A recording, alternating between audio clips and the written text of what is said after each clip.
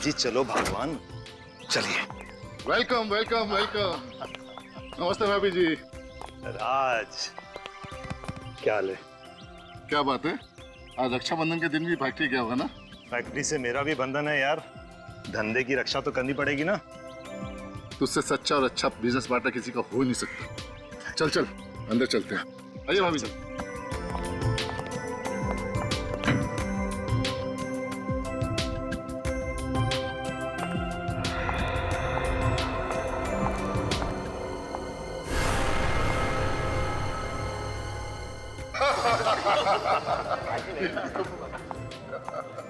अरे मितेश को भाई साहब, ये क्या आपने आने में फिर देरी कर दी? सॉरी भाभी जी, मेरी वजह से आप सबको वेट करना पड़ा। वो दरअसल कुछ जरूरी काम निपटाने थे। देखिए भाई, आज यहाँ बिजनेस की बातें करना सख्त मना है। बिल्कुल सही कहा सूरज भैया ने। विक्रम भैया, हम कब से आपकी कलाई पे राखी बांधने के लिए इंतजार कर रहे हैं। देखिए, सबसे बड़े आप हैं, इसलिए सबसे पहला नंबर आपका, फिर राज भैया का और सबसे आखिर में सूरज भैया का। सॉरी सुधा, इस इंतजार के बदले मैं तुम्हें एक अच्छा सा तोहफा दूंगा। अरे वाह, अब मैं आती हूँ। अरे राहुल। ओ हेलो आंटी।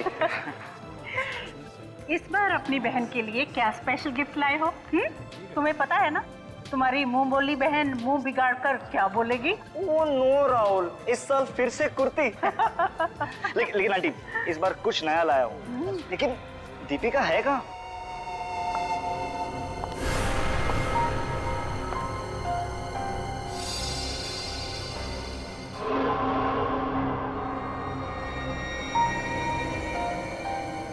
दीपिका?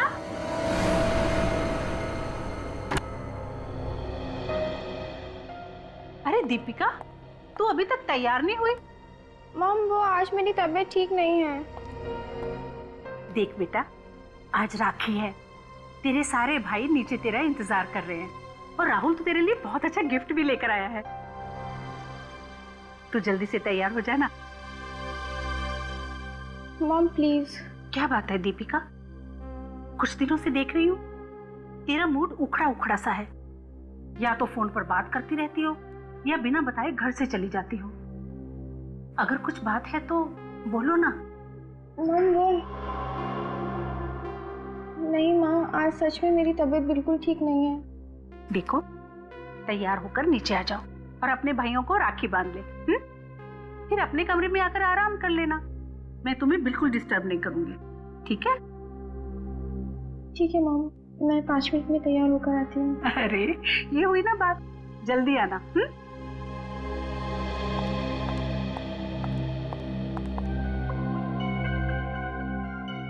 कैसे बताऊँ मॉम डैड को, वो कभी समझेंगे ही नहीं।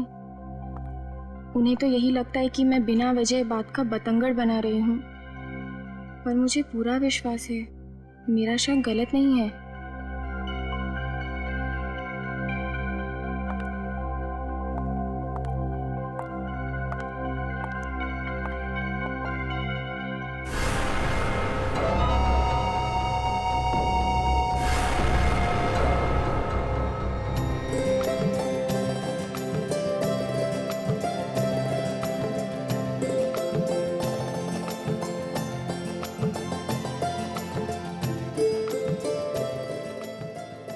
इस बार पैसे पिछले साल से ज्यादा मिलना चाहिए, मैं कह देती हूँ भैया। हाँ, वैसे भी जब बहनें तरक्की करेंगी ना, तभी भाइयों की तरक्की होगी। बेटे, क्या मिलता है उसे नापो तोलो मत, देने वाले की भावनाओं को समझो। हाँ बिल्कुल, वैसे भी ये तो महज एक रस्म है। भाई बहन का रिश्ता तो प्यार देने और प्यार लेने से होता है। अच्छा राज, अब मैं चलूं। ऑफिस जाकर नए ऑर्डर को चेक करना है। और अरे क्या चलिए पापा, अरे अभी तक मेरी लाडली बहन दीपिका ने मुझे राखी नहीं बांधी। अंकल वो है कहाँ? कहाँ है दीपिका? अभी तक आई क्यों नहीं नीचे? क्या है कि उसकी तबीयत ठीक नहीं है। ये दीपिका क्या आवाज है? कहाँ? दीपिका! दीपिका! ये आवाज क्यों नहीं देती? दीपिका! दीपिका दरवाजा खोलो बेटा। दीपिका! दीपिका! ये दीपिका जवाब क्यों नहीं दे रही? दीपिका बेटा दरवाजा खोलो।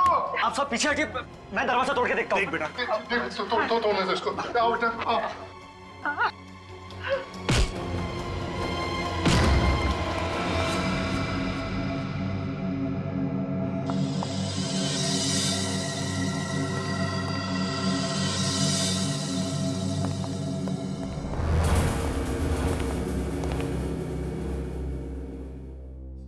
मौत गोली लगने से हुई है सर। गोली गले के ठीक नीचे मारी गई है।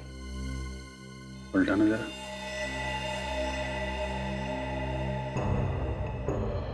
कहीं कोई घाव नहीं और गोली भी अंदर।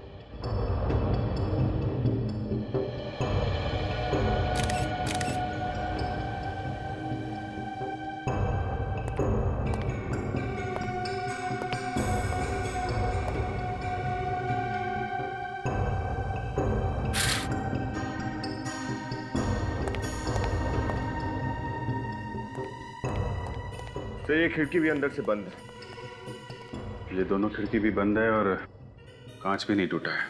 सर दरवाजा भी अंदर से बंद था। घर वाले दरवाजा तोड़ के अंदर आए।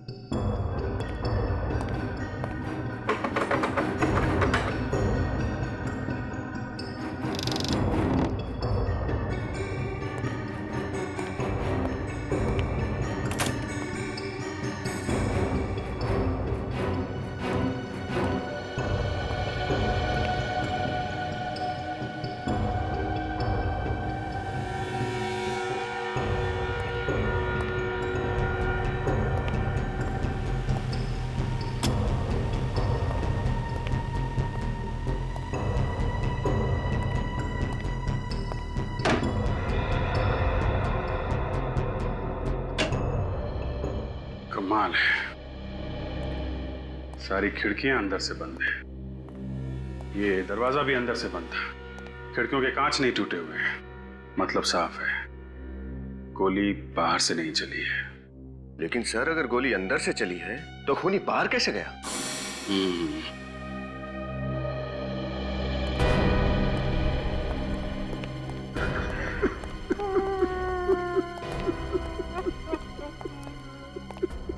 मिस्टर राज, मैं जानता हूं ये वक्त सही नहीं है, पर केस को सॉल्व करने के लिए हमें आपसे कुछ सवाल पूछने पड़ेंगे। पूछिए, क्या पूछना चाहते हैं? ये सारे लोग नीचे थे तो फिर दीपिका यहाँ कमरे में क्या कर रही थी? उसकी तबीयत ठीक नहीं थी। मैं उसे ऊपर बुलाने आई कि आकर राखी बांध ले। कहने लगी मैं तैयार होकर 5 मिनट में नीचे आती हूँ, और उसके बाद तो उसकी चीख ही सुनाई दी। सर हो सकता है दीपिका ने तैयार होने के लिए दरवाजा बंद किया हो और खूनी अंदर बैठा हो और फिर उसने उसका खून कर दिया। वो तो सकता है पूर्वी, लेकिन खूनी कमरे से बाहर गया कैसे? सर हमने जहां से शुरुआत की थी फिर उसी सवाल पे आके अटक गए। निखिल, अगर सवाल उठा है तो जवाब भी यहीं कहीं छुपा होगा।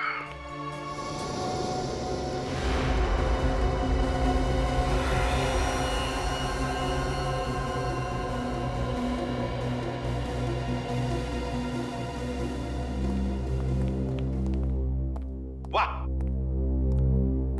हम यहाँ केस को लेके परेशान है और तू यहाँ पुतलों के साथ खेल खेल रहा है। पुतला नहीं है ये इस वक्त विक्टिम है, और ये विक्टिम ही हमें उस हत्यारे के खेल तक पहुंचाएगा। तू पहेलियां बुझाने का खेल बंद करेगा? अब क्या करूं भाई, जब से सीआईडी डिपार्टमेंट ज्वाइन किया है इस खेल के अलावा दूसरा कोई खेल समझ में ही नहीं आता है। हाँ, वैसे पूरे सीआईडी के डिपार्टमेंट में तेरे जैसा सिंसियर है ही नहीं ना कोई। Thank you. चल,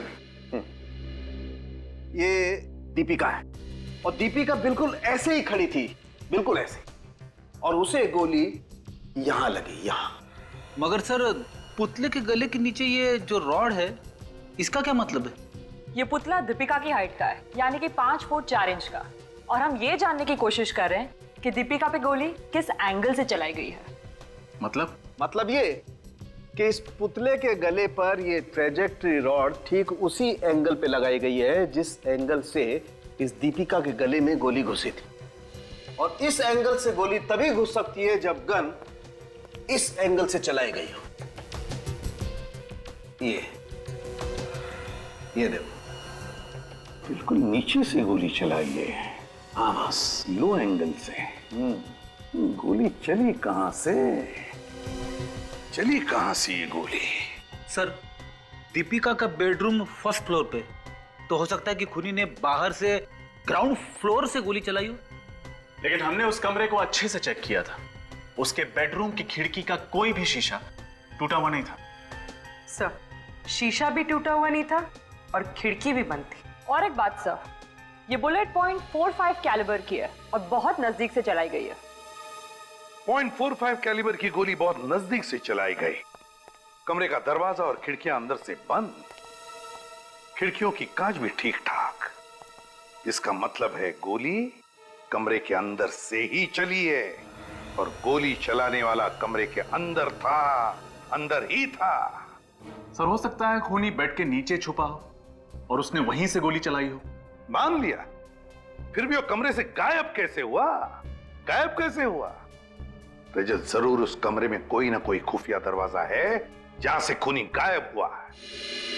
इस दीपिका का घर, वो कमरा फिर से अच्छी तरह से चेक करना पड़ेगा।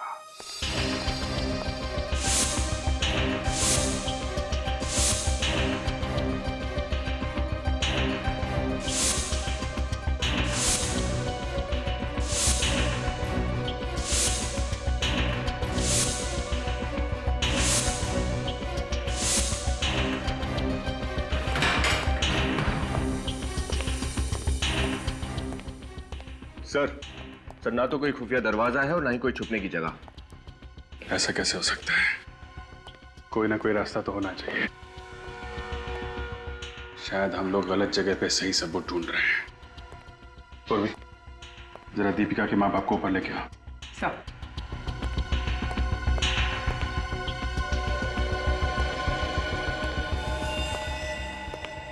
कहीं दीपिका ने खुद को गोली मार के आत्महत्या तो नहीं कर ली? खेल, बोलने से पहले कुछ सोचा करो। अगर उसने आत्महत्या की होती तो गन यहीं कहीं पड़ी होती ना। गन तो नहीं मिली ना। Right sir. सर,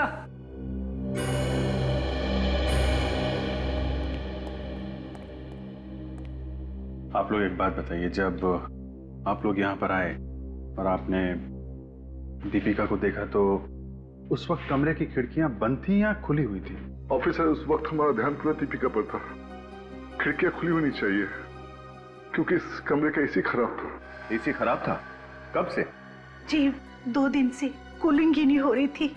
दीपिका 2 दिन से गेस्ट रूम में सो रही थी।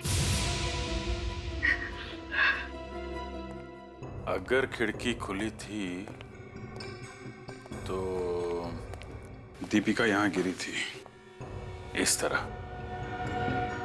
इसका मतलब गोली सामने से चली होगी, इस खिड़की से।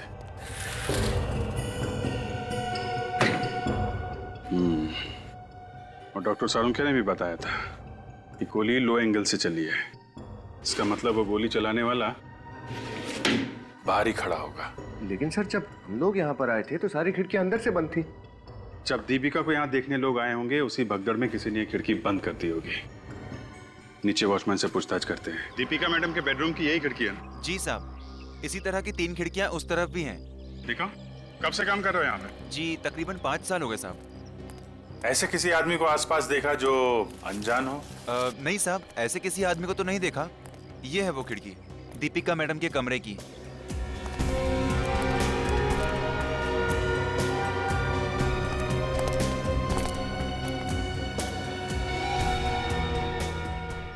जूते के नीचे। निखिल, ऊपर जाके देखो कुछ मिलता है क्या? सर,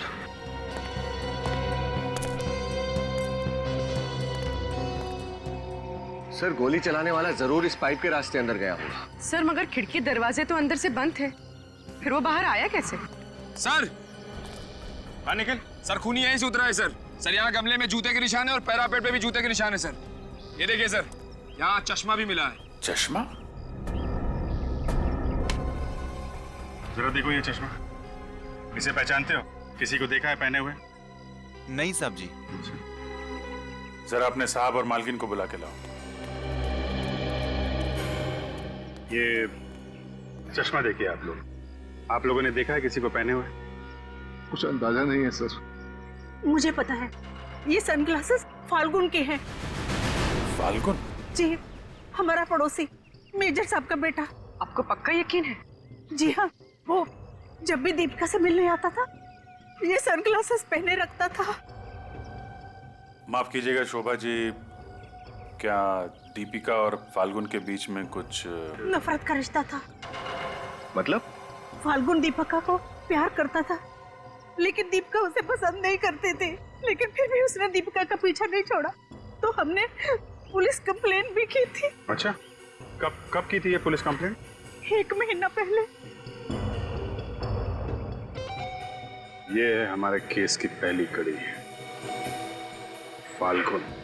फाल्गुन, आज सुबह तुम मिस्टर राज के घर में क्या कर रहे थे? मिस्टर राज? मैं तो उनके घर गया ही नहीं। तो फिर तुम्हारे सनग्लास उनके छत पे कैसे पहुंचे? ये मत कहना कि ये चश्मा तुम्हारा है ही नहीं। जी ये मेरा ही है, पहले कभी गिर गया होगा। अच्छा, मतलब तुम पहले भी कई बार दीपिका के घर जा चुके हो। देखो, सच सच बता दो, हमारा टाइम वेस्ट मत करो। क्यों किया दीपिका का खून?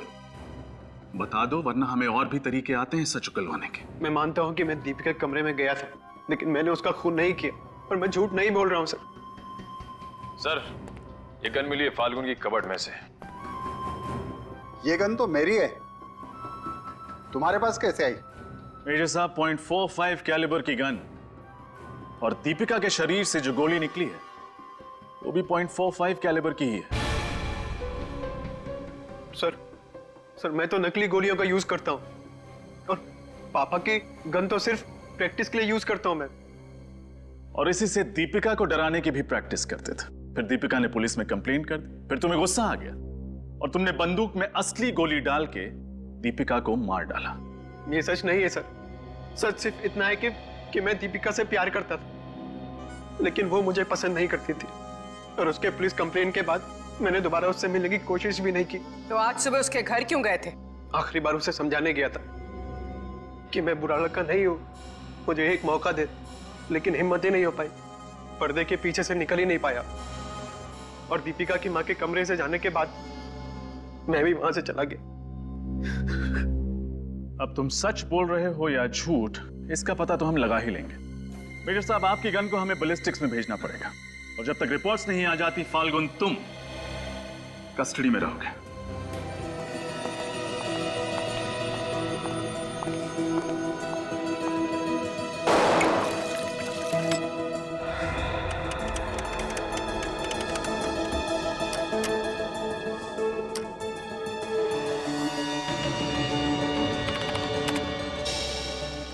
हाँ, क्या कहती है तेरी रिपोर्ट? 2 खबरें हैं आप लोगों के लिए, एक अच्छी है, एक बुरी। आप एक काम करो, पहले अच्छी खबर सुनो। फाल्गुन की गन से जो गोली चली है, उस गन का कैलिबर भी .45 ही है। यार साउंड, ये तो हमें भी पता है, तू बुरी खबर सुना। बुरी खबर ये है कि दोनों गन्स का कैलिबर तो सेम है, लेकिन दोनों गोलियां मैच नहीं करती हैं। क्या? दोनों गोलियां मैच नहीं करती? तो फिर दीपिका को जो ये गोली लगी है वो फाल्गुन के गन से नहीं चली? नहीं सर, आपकी रिपोर्ट पक्की है? Are you sure? श्योर का क्या मतलब? हाँ, ये सालुके की रिपोर्ट है। मेरी रिपोर्ट कभी गलत नहीं होती है। अगर रिपोर्ट गलत हुई ना, तो इस्तीफा हाथ में दे करके हिमालय पर चला जाऊंगा। जाने दो। सालू के साथ 2 बार हिमालय जा चुके हैं। इसका मतलब फाल्गुन सही कह रहा था। जब दीपिका पर गोली चली तो वो कमरे के बाहर था, तो फिर दीपिका पर गोली चलाई किसने? और जिसने भी ये गोली चलाई वो इस कमरे से बाहर गया कैसे? हाँ सर, सारे खिड़की दरवाजे तो अंदर से बंद थे। वही तो। एक बात और बताता हूं, शायद कुछ हाथ लग जाए। वो क्या सर? दीपिका को जो गोली लगी है, उस गोली पर से मुझे और भी कुछ मिला है। समझ के सस्पेंस बढ़ाने की बहुत बुरी आदत है तुझे यार। जल्दी से बताना क्या मिला है। लकड़ी के टुकड़े मिले हैं, wooden particles. Wooden particles? Sir वो भी बुलेट पर? तो इसका मतलब है गोली दीपिका को लगने से पहले जरूर किसी लकड़ी की चीज को छू कर गई है। सर दीपिका के कमरे में तो बहुत सारा वुडन फर्नीचर है। तो फिर से सारा वुडन फर्नीचर अच्छी तरह से चेक करो। देखो जरूर कहीं ना कहीं तो ये गोली का निशान मिलेगा।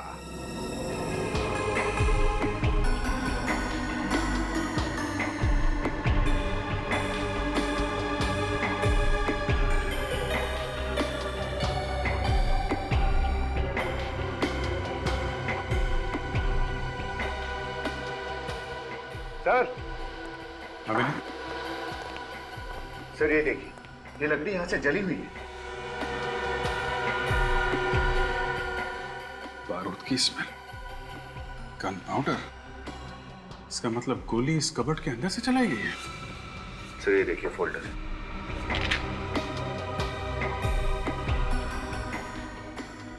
खाली है? सर ये ज्वेलरी बॉक्स भी खाली है। मतलब ज्वेलरी गया। एक काम करो, दीपिका के माँ बाप से पता करो इस फोल्डर में क्या था। Yes sir. पूर्वी सर, जरा सामान बाहर निकालो।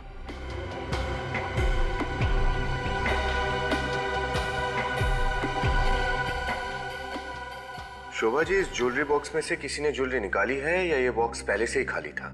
जी, इस बॉक्स में दीपिका की ज्वेलरी थी, हमने नहीं निकाली। और ये फोल्डर? इसमें दीपिका की डायरी थी, उसे डायरी लिखने की आदत थी। वो किसी को इस फोल्डर को छूने भी नहीं देती थी। उसका मतलब है दीपिका की अलमारी चेक की गई है और कुछ चीजें उसमें से निकाली भी गई है। सर ये देखिए, सर इनसे स्क्रू निकाले गए हैं। ओह, अब समझ में आया दीपिका का खून कैसे हुआ है। कैसे सर?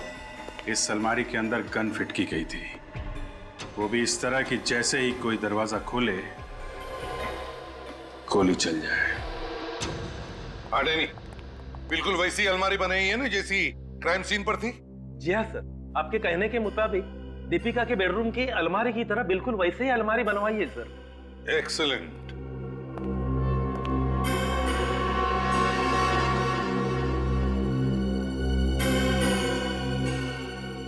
तो चलो दरवाजा खोलो अलमारी का।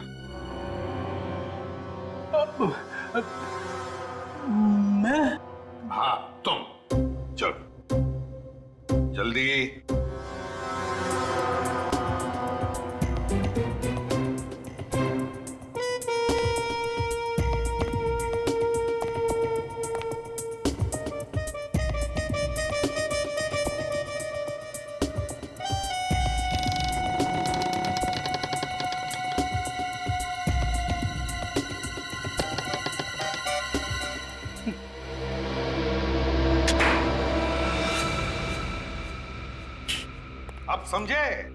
अब समझे किस तरह से ये गन फिट की गई है। जैसे ही ये अलमारी का दरवाजा खुल जाएगा, ट्रिगर दब जाएगा और गोली चल जाएगी। सर दीपिका को कोई शक ही नहीं हुआ होगा कि यहाँ पर गन रखी गई है। जिसने भी ये किया है वो जानता था कि ये अलमारी दीपिका की ही है और वो ही इसे खोलेगी। नहीं, एक बात बताओ, ये रिग लगाने में कितना टाइम लगा तू? सर ये कोई 40 से 45 मिनट। 40 से 45 मिनट। सवाल ये उठता है कि खूनी को ये रिग फिट करने के लिए इतना समय मिला कैसे, और अगर मिला तो दीपिका को इसके बारे में कुछ पता कैसे नहीं चला? सर, दीपिका की मां कह रही थी कि उसके कमरे का एसी 2 दिनों से ठीक से काम नहीं कर रहा था। मगर खूनी का दिमाग ठीक काम कर रहा था फ्रेडी। क्या मतलब सर? मतलब ये कि दीपिका की कमरे का एसी बिगड़ा नहीं था, बिगाड़ा गया था। जानबूझकर बिगाड़ा गया था ताकि बिना एसी के दीपिका कमरे में सोए नहीं और खूनी को ये सारा रिग फिट करने के लिए वक्त मिल जाए। सर ये काम किसी बाहर वाले का नहीं हो सकता। जरूर ये काम किसी अंदर वाले ने ही किया है। घर में आया हुआ कोई मेहमान, कोई दोस्त या फिर कोई रिश्तेदार। सर उस दिन घर में राखी का त्योहार मनाया जा रहा था, तो घर में बहुत से रिश्तेदार और दोस्त भी थे। नहीं पूर्वी, ये बात रक्षाबंधन के दिन की नहीं बल्कि एक दिन पहले 1 अगस्त की रात की बात है। ये 1 अगस्त की रात की बात। सर ये देखिए, ये एल्बम हमें दीपिका की अलमारी से मिली थी। इसकी कुछ फोटोज में अजीब सी बात है। ये देखिए, ये फोटोज आधी फटी हुई या फिर शायद फाड़ी गई। हाँ, अलमारी तो दीपिका की है, तो इसका मतलब ये चाबी भी उसी के पास होगी और फिर ये फोटोग्राफ्स भी दीपिका ने ही फाड़े होंगे। पर क्यों? किन लोगों के चेहरे हैं उन फटे हुए टुकड़ों में जो दीपिका देखना नहीं चाहती थी? सर ये देखिए सर, दीपिका की फोटो, इसके कंधे पर किसी का हाथ है। सर जिस तरह फोटो खींची गई है इससे लगता है कि इनके बीच में कुछ स्पेशल रिश्ता है। हाँ। सर हो सकता है ये दीपिका का बॉयफ्रेंड हो, झगड़ा हो गया और रिलेशनशिप टूट गया। हो सकता है, पर क्या उसका कोई बॉयफ्रेंड था? सर हमने दीपिका के माँ बाप से बात की थी, उन्होंने तो कहा कि इसका कोई प्यार व्यार का चक्कर नहीं था, कोई बॉयफ्रेंड नहीं। अरे इसमें कोई नई बात नहीं है। बॉयफ्रेंड के बारे में बाहर वालों को पता होता है, घर वालों को नहीं। सर ये देखिए, इस फोटो में सिर्फ दीपिका है, लेकिन ये रिफ्लेक्शन में वो आदमी है जिसने शायद ये फोटो खींची है। और सर ये कोट भी वही है जो पहले वाले फोटो में थी। एक सेकंड, इसके पॉकेट पर कोई लोगो है। कौन सा लोगो? पूर्वी, मिरर लाना।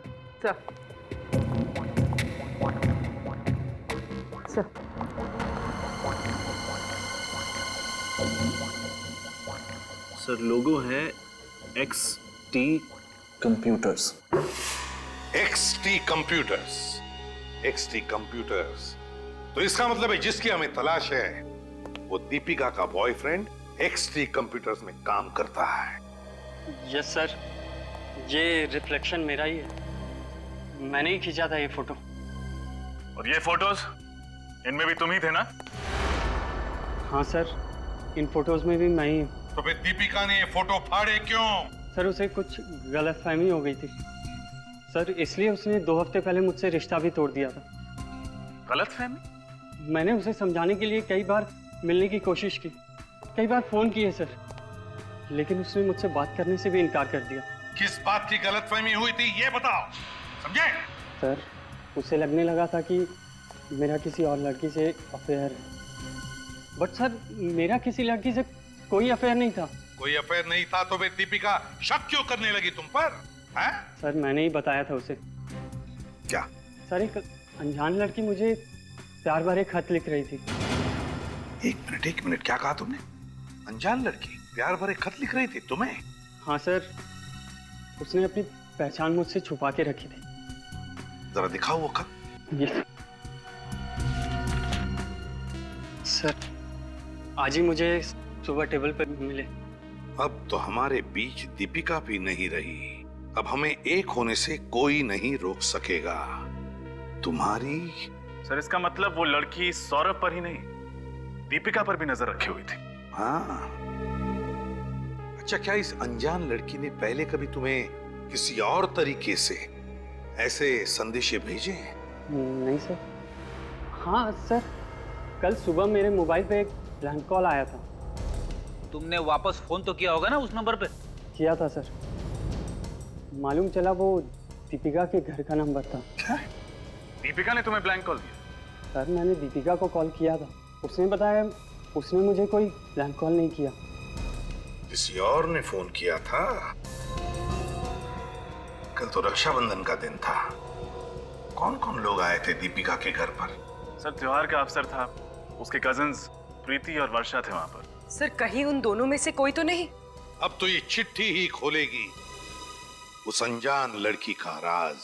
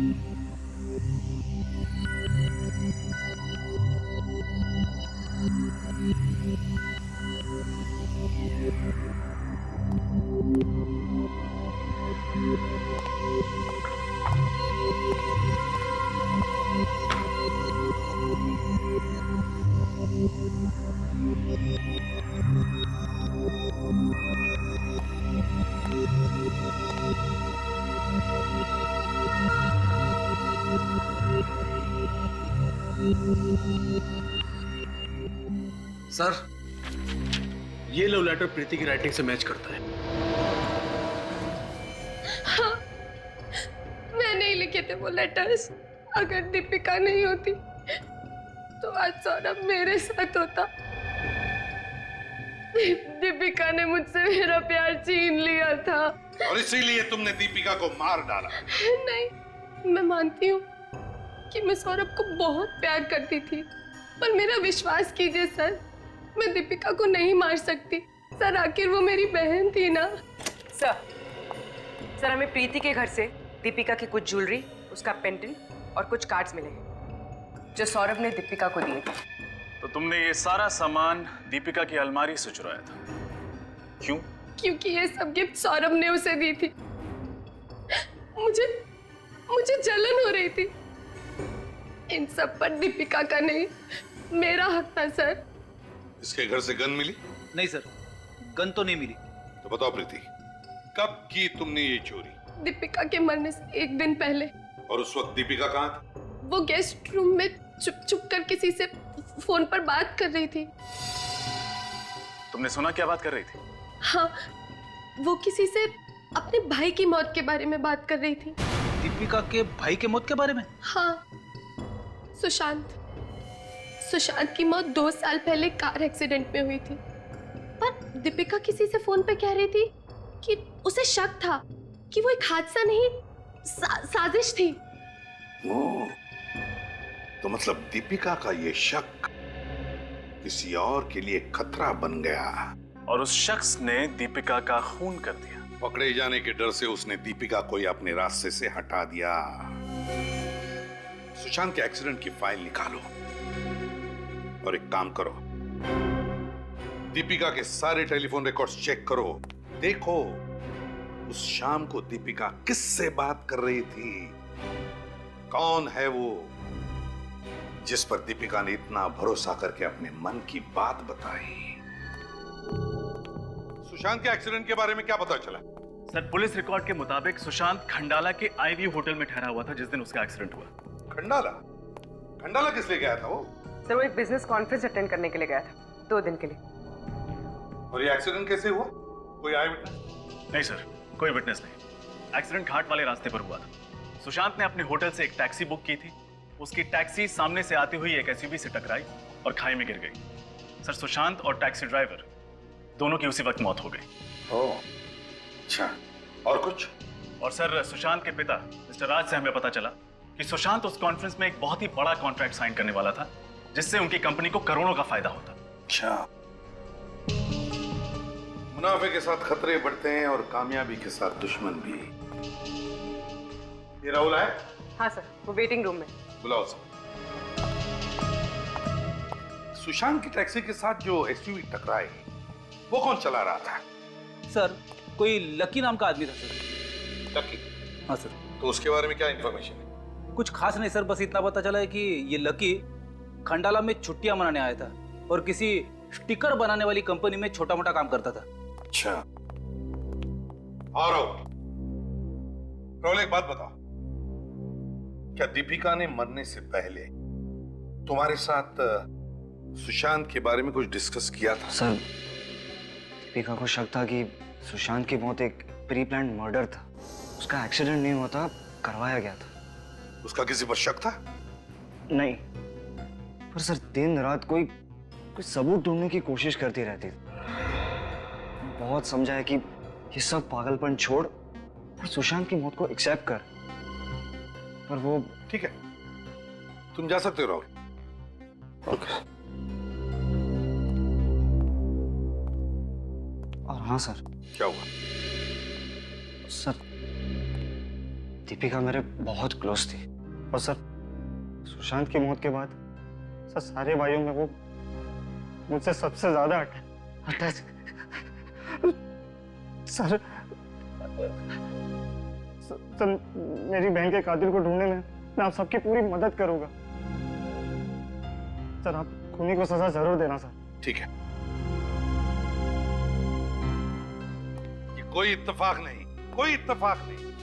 पता नहीं मुझे ऐसा क्यों लगता है कि ये कोई हादसा नहीं बल्कि कुछ और ही है, कुछ और। नहीं तो सुशांत जिस दिन एक बड़ा कॉन्ट्रैक्ट साइन करने वाला था उसी दिन उसके टैक्सी के साथ एक्सीडेंट कैसे होता है?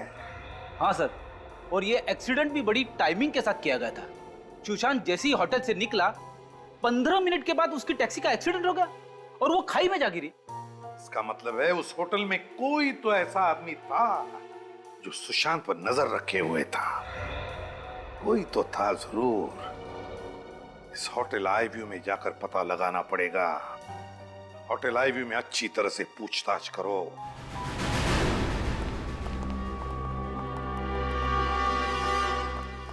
सीआईडी, बताइए सर।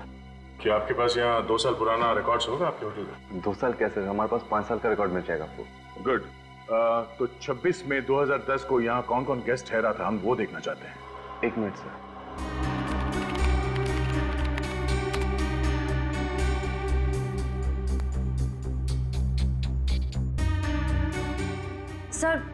सर ये देखिए, सुशांत रूम नंबर 203 में ठहरा हुआ था। सुशांत 203 में ठहरा था? 204 में कोई लखविंदर नाम का आदमी ठहरा था। कहीं ये लकी तो नहीं? श्रेया, पुलिस रिकॉर्ड में लकी का जो एड्रेस है जरा देखो, ये वही है क्या? सर एड्रेस, फोन नंबर सब मैच हो रहा है। हमारा शक सही निकला, ये लखविंदर लकी है। लकी यहाँ से 6 बजे चेकआउट करके गया और सर सुशांत ने चेकआउट किया है 6:30 बजे। सर एक्सीडेंट हुआ था 6:45 बजे। और जिस गाड़ी से एक्सीडेंट हुआ वो लकी चला रहा था। जहां पे एक्सीडेंट हुआ वहीं चलते हैं, वहीं से कुछ पता चलेगा।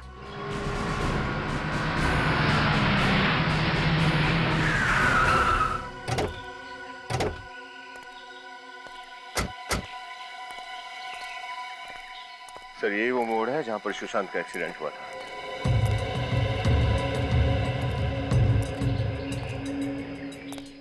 मोड़ तो एकदम राइट टर्न है। सामने से आने वाली गाड़ी दिखेगी भी नहीं यहाँ पे। सर रास्ता बिल्कुल सुनसान है। अगला गांव यहाँ से तकरीबन 6 किलोमीटर की दूरी पर पड़ता है और दोनों तरफ जंगल ही जंगल है। और सर 26 मई को जब सुशांत का एक्सीडेंट हुआ था तब यहाँ पर बारिश हो रही थी। मुझे नहीं लगता ये एक्सीडेंट है। इस लकी ने जानबूझ के अपनी गाड़ी रॉन्ग साइड पे पार्क की और जब सुशांत की गाड़ी पूरी तेजी से इस मोड़ से आई, आउट ऑफ कंट्रोल चली गई और इससे पहले कि उसे कंट्रोल कर पाता उसकी गाड़ी लकी की गाड़ी से टकराई और उसकी गाड़ी सीधे नीचे खाई में जाती गई और उसके बाद लकी ने अपने आप को किसी तरह से घायल कर लिया, पुलिस को यह दिखाने के लिए कि ये एक एक्सीडेंट है। लेकिन सर हम ये साबित कैसे करेंगे?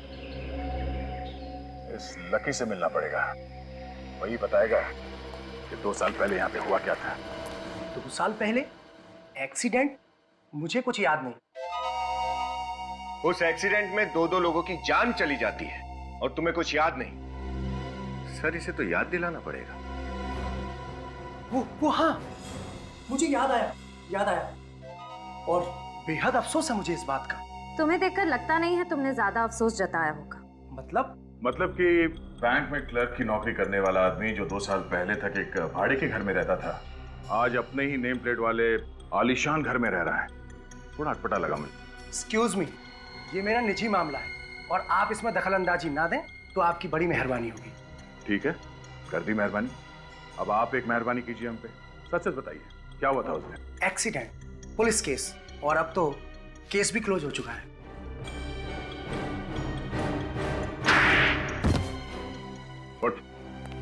बट केस फिर से ओपन हुआ है।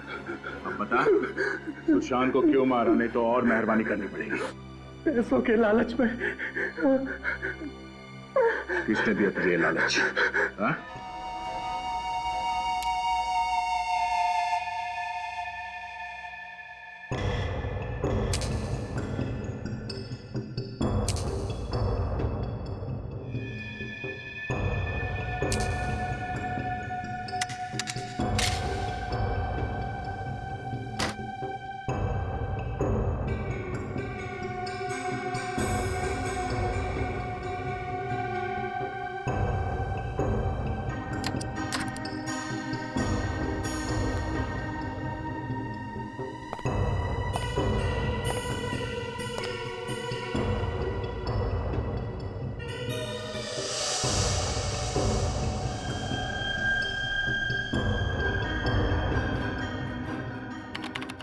अब आएगा मजा। यहाँ तक आ तो गए हो, पर जिंदा यहाँ से वापस कोई नहीं जाएगा।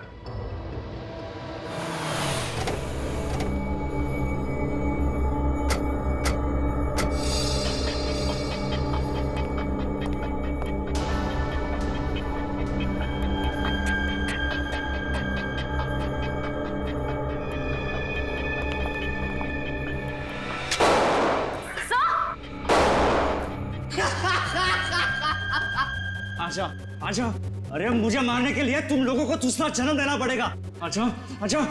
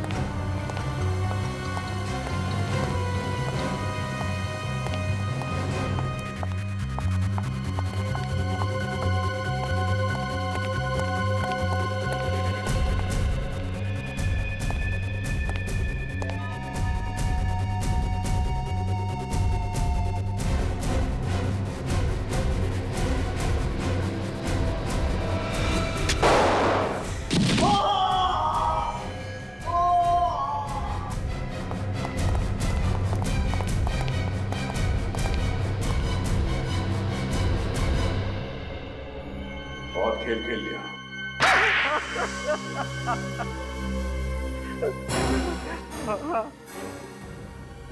मैंने ही मरवाया था सुशांत को। क्यों? क्यों मारा सुशांत को? नफरत करता था मैं सुशांत से। क्या कमी थी मेरे अंदर? प्लास्टिक इंजीनियरिंग की डिग्री हासिल की थी मैंने, मगर मगर मेरे ही परिवार वालों ने सारा कारोबार उस सुशांत को सौंप दिया। अगर ये बात थी तो अपने परिवार वालों से बात करते। उस बेचारे सुशांत का क्या दोष था? उसे क्यों मारा तुम? मैं अपने पिताजी से बहुत लड़ा, मगर वो नहीं माने। इतनी छोटी सी बात के लिए तुमने अपने भाई का एक्सीडेंट करवा दिया। और ये बात जब दीपिका को पता चली तो तुमने उसे भी मार दिया। बहन थी ना वो तुम्हारी, राखी बांधती थी ना तुम्हें। अरे हम बहनें जब अपने भाई की कलाई पे राखी बांधती हैं तो हमारा भाई हमसे वादा करता है कि वो जीवन भर हमारी रक्षा करेगा, और तुमने उसे ही मार डाला। हाँ? तुम्हारी इस नफरत ने दो मासूम जाने ली। सीआईडी ऑफिसर्स पर भी गोलियां चलाई तुमने। अब सड़ते रहना जेल में फांसी का ऑर्डर आने तक।